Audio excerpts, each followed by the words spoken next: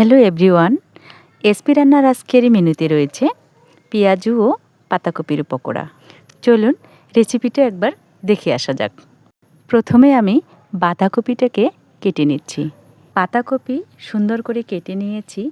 এইখানে অ্যাড করে দিয়েছি আমি পেঁয়াজ কুচি, মরিচ কুচি, এইখানে পরিমাণ মতো লবণ অ্যাড করে দিলাম। পরিমাণ মতো হলুদ গুঁড়ো ও বেসন দিয়ে সুন্দর করে ম্যারিনেট করে নিতে হবে।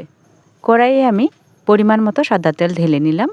তেল হালকা গরম হলেই আমি পকোড়াগুলো ভেজে নেব।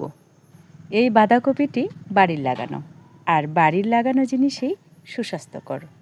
আমি পেঁয়াজু বানানোর জন্য পেঁয়াজ কুচি, পরিমাণ মতো লবণ, হলুদ গুঁড়ো ও বেসন দিয়ে সুন্দর করে আমি ম্যারিনেট করে নেব। ম্যারিনেট করা হয়ে গেলে এগুলো আমি ভেজে নেব। বাড়িতে থাকা অল্প উপকরণেই এগুলো আপনারা বানিয়ে নিতে পারেন। দেখুন কত সুন্দর ক্রিস্পি হয়েছে। ধন্যবাদ সবাইকে।